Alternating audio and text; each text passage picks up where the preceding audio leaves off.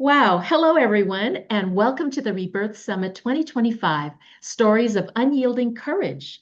I'm Katherine Sea of Today Life Coaching, here with you today to spotlight one of many beautiful voices from around the globe. Well, for myself, after 25 years navigating high-stakes world of accounting, I traded in my spreadsheets for soul work.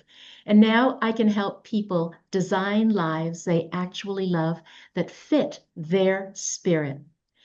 And when I met Lima McLean, it was instant divine sisterhood. Like we were two women united by a calling to awaken purpose, ignite healing, and elevate courage in this world with this movement.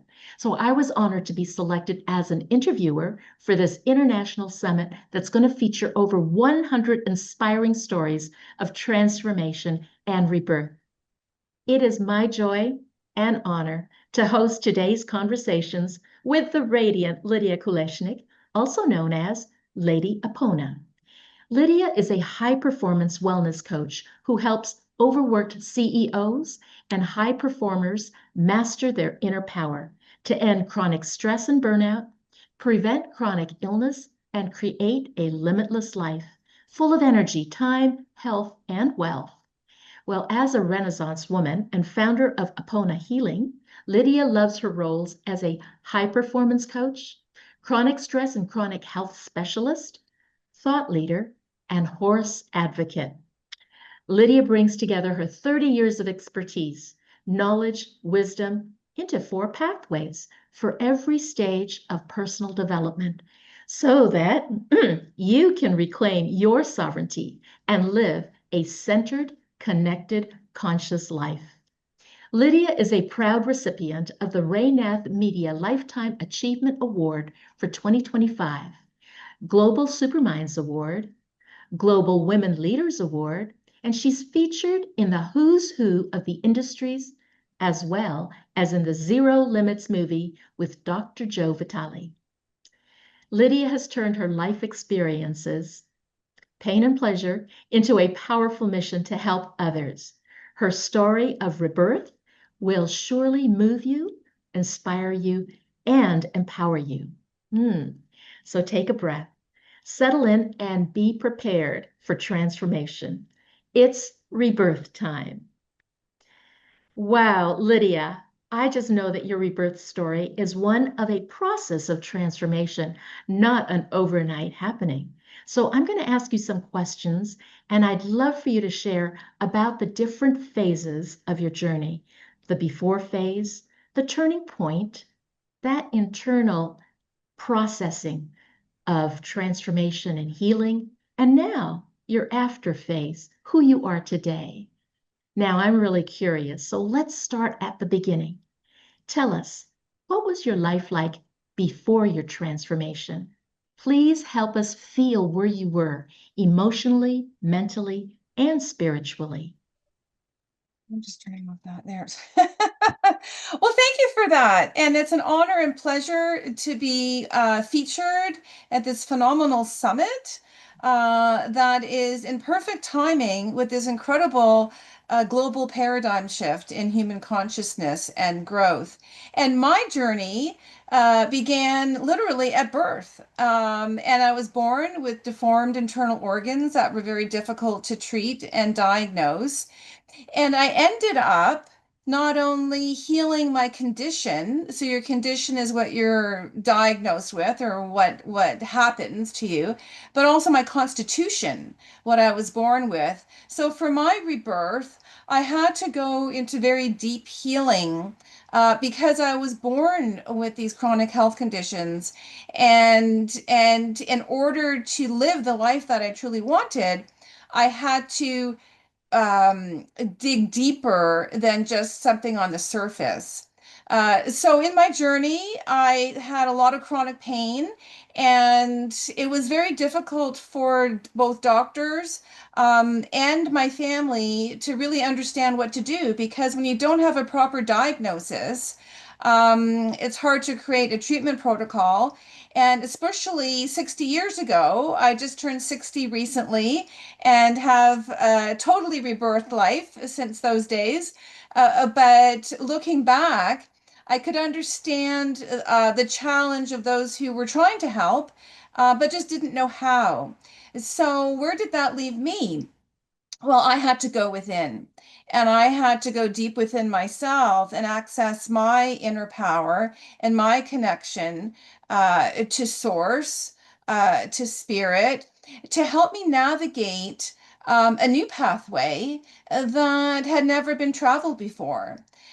So at the age of 10, I had a very difficult year and was in the hospitals a lot and in and out and in chronic pain. When you have a chronic illness, you're not always in severe pain, but you have moments where you feel not too bad, and then you can have episodes, depending on your condition. And in that year, doctors told me to go home and die. And I completely thought that was ridiculous and understood that they didn't know what to do, but if it was to be, it was up to me. And I declared that I did not come to this planet to suffer and decline and live a half life. I came to this planet to be whole and free. And I just knew that there had to be a way forward. And I found that way through spiritual dreams that came to me. And we lived on a farm, and there weren't a lot of resources back then, and there was no social media. So there was a public school library where I found wonderful books that guided me. One of them was The Power of Positive Thinking by Norman Vincent Peale. And then there were the Laura Ingalls Little House on the Prairie books. And there were the Lord of the Rings books that I immersed myself in and found really profound empowerment and spiritual teachings. So sometimes when there's no sort of hope from the outside world, you always have the hope within yourself. You always have the vision and the power within yourself to create what you want to create. Wow, that is really powerful to be 10 and so aware, and then to be able to tap in to that inner power and knowing and connect with divine mentors, right? That is just beautiful. And so you had support through these divine mentors, right? And you also had developed in your journey these connections that went deeper, that helped you carry you through. Well, I think that this idea of transformation may be familiar or foreign to many people. So there might be somebody in our audience that feels like they are on the verge of a breakthrough. Would you be willing to share what transformation feels like? Take us into that internal process that you experienced where fears arose, but you had breakthroughs, healings, and those important decisions you had to learn to make one step at a time. Well, yes, and it's beautiful what you're saying about one step at a time, because that's exactly how the process unfolds. We achieve our goals one step at a time so we don't feel overwhelmed. And sometimes the challenge before us seems insurmountable or hopeless. But you are here on the planet to overcome those challenges. And as my mentor used to say, sometimes you have to have the mind of Sherlock Holmes and know that for every problem there's a solution, and that solution already exists. So we can approach it as a mystery to be solved, rather than as a block or a barrier to what we want to achieve, especially when you're dealing with serious health conditions. You want to go within yourself and access the energy with that is divine. As you were saying, we call it co-creating with the divine. There's infinite energy in the universe that's available to us. So we want to listen. We want to listen to our intuition. We want to listen to the messages that are coming. And we want to observe ourselves without attachment and without judgment. So we're all doing the best we can in the circumstances that we have, and taking those steps forward expands our strength, expands our capacity to heal, grow, and evolve. And it's like being in a cocoon. So I started that self-awareness at the age of 10, but it took me until my late 20s when I was in a cocoon of healing that I went into my deepest transformation through deep energy healing with Reiki and macrobiotic healing foods, all of which came to me in dreams. And then I journaled, I self-reflected, and I made my goal, my health, my mission. And I always like to say, my mission is greater than my fear. So, whatever you are working on, breaking through, achieving, know that you came here to break through that, to solve that, to transform lead into gold, to turn that challenge into your greatest opportunity, your greatest gateway to your lasting self-empowerment.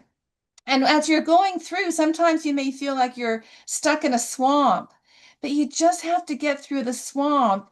And then you have these beautiful green, golden shores waiting for you. And that is as you move through that cocoon of healing into the rebirth.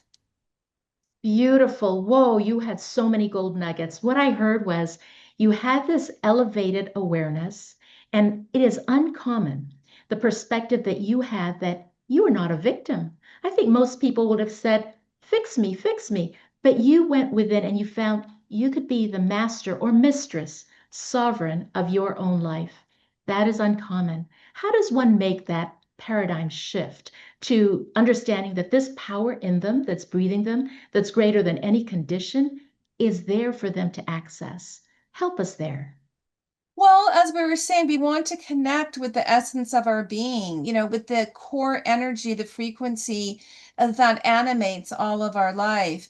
And we can do that through awareness. So being centered.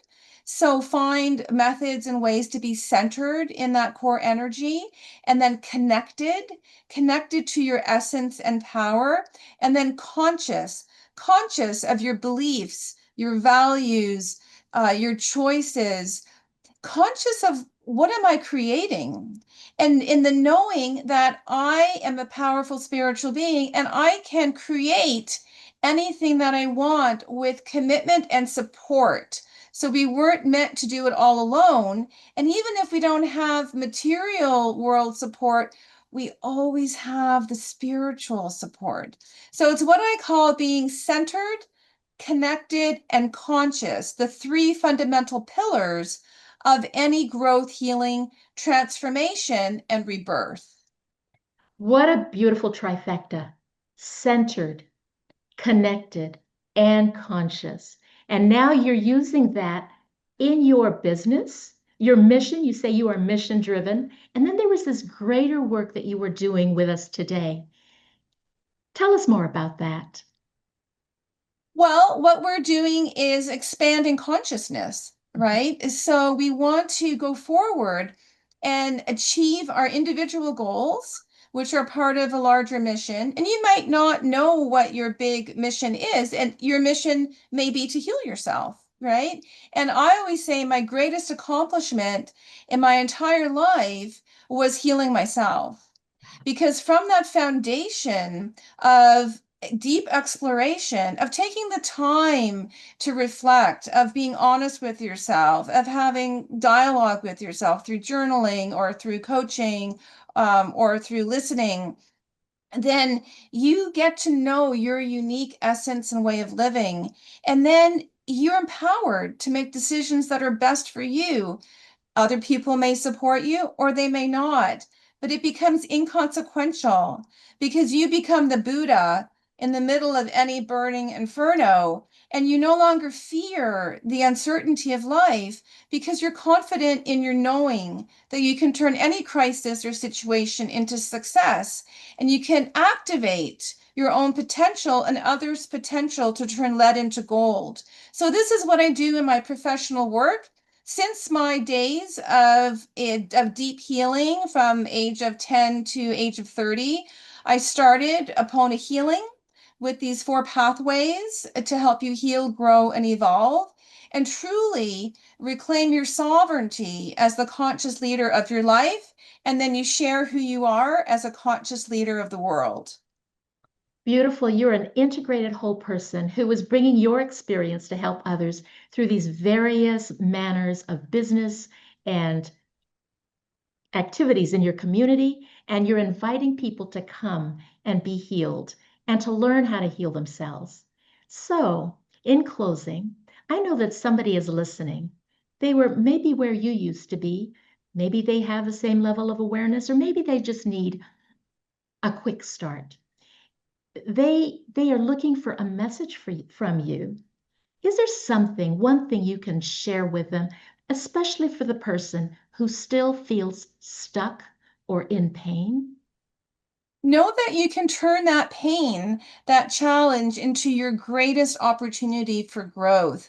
Take simple steps, keep moving forward, even if you're not sure how far down the road, if you don't have clarity down the road, keep doing small things and honor yourself in doing them. Celebrate what you've done. So when I was very weak in my deep cocoon of healing, I couldn't walk across my apartment. I had to hold on to the walls. I was very weak. I had died twice. I had two near-death experiences. But when I walked from my bedroom to my washroom and then from my washroom to my kitchen, I celebrated. I celebrated that. And I honored myself for doing that. So anything is possible. Never give up. You came on this earth to have this experience for your lasting empowerment so you could truly reclaim your sovereignty. And you are fully supported by the universe. You are never, ever, ever alone in your journey. That is so beautiful. That indeed is why we are here together. We are connected for a reason. And I just want to thank you, Lydia, for sharing your heart and your very powerful story. Your journey is a beacon of hope. This has been a wonderful time, Lydia. Well, thank you. And again, it's such a pleasure and a joy to be with you all today as part of this incredible Rebirth Summit that is so important. Everyone is needed now on the planet to reconnect with themselves, to discover who they are, to return to wholeness. And we're part of this huge paradigm shift.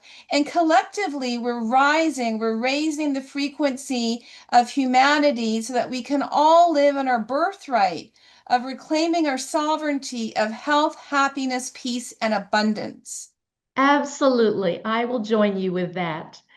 Wow, this has been just an incredible conversation. One of many on the Rebirth Summit 2025 Stories of Unyielding Courage. I'm Katherine Sea, and it's been an honor to host this interview as part of an amazing global movement for healing and global transformation. Stay tuned for more interviews from our courageous speakers like Lydia Kleshnik all around the world. And until next time, this is Rebirth TV, signing off.